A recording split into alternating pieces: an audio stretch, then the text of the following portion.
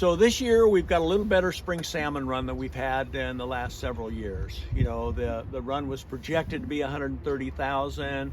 It looks like it's going to come in, 50,000 more than that. So 180,000 fish passing Bonneville Dam, headed to the upper reaches of the Columbia and Snake River, most of which will go to the Snake River. And some people say, well, hey, this is a sign that things are really turning around. Well, I remember when things turned around from the death brood of fish in the mid-90s. In the mid-90s, the entire upriver-bound run of salmon, spring Chinook, crossing Bonneville Dam was 10,300 fish. Everyone called the juveniles produced by that run the death brood because they figured this baby's sliding to extinction and fast. Well, nature threw us a bone. We had a huge snowpack, huge spring runoff. The fish met a nutrient-rich ocean, a very friendly ocean, and by 2001, the run surged to 380,000 past Bonneville Dam. We opened up a targeted spring Chinook fishery, the first one targeting upriver-bound stocks in 24 years. Everyone thought we died and gone to heaven. So what happened with that big spring runoff? Well, they couldn't hold back all the water, and a lot of that water was spilled over the top of the dam. And when these little fish are coming down river, they're letting that water push them downstream. They're facing into the current so they can breathe in the oxygen and everything, and they just go where the water goes. So if a lot of the water is spilled over the top of the dam, that's where they go. Some still go through the turbines where they're generating power. But those fish that go over the spillway suffer very low mortality, 0 to 2%. For those that go through the turbines, 10 to 12. So big runoff. It transported a high percentage of those smolts to the ocean, and we saw instant success.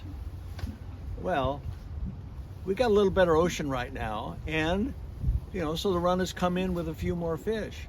But just like after 2001, the runs we got back to business as usual. Nature didn't throw us a big snowpack, and the runs went right down to where we're having short fishing seasons or no fishing seasons, targeting upriver stocks, and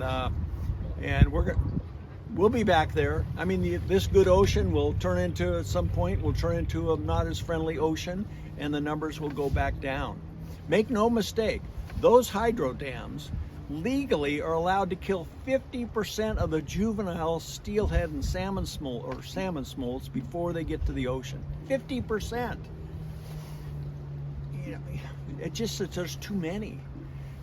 It's been demonstrated by scientists again and again that fish passing 3 or 4 dams, they can handle that. Yeah, there's mortality, but they recruit at a good enough smolt to adult return to survive. Take, for example, the fall Chinook run that spawns, upriver bright fall Chinook, that spawn in the last free-flowing stretch of the Columbia.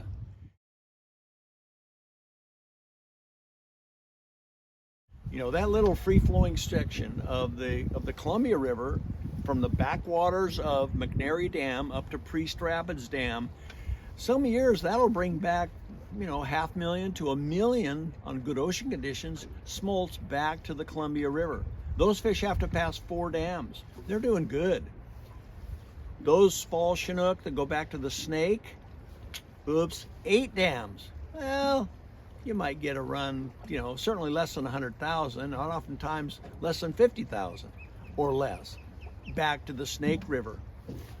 If those dams are removed, not only would it help spring Chinook and summer steelhead, but it would free up 140 miles of fall Chinook spawning area for those fall Chinook to recolonize. Can you imagine the runs of fall Chinook? So this is more than just about saving spring salmon, summer Chinook, steelhead. It could be a boon to the fall Chinook abundance in the ocean and coming back to our rivers too.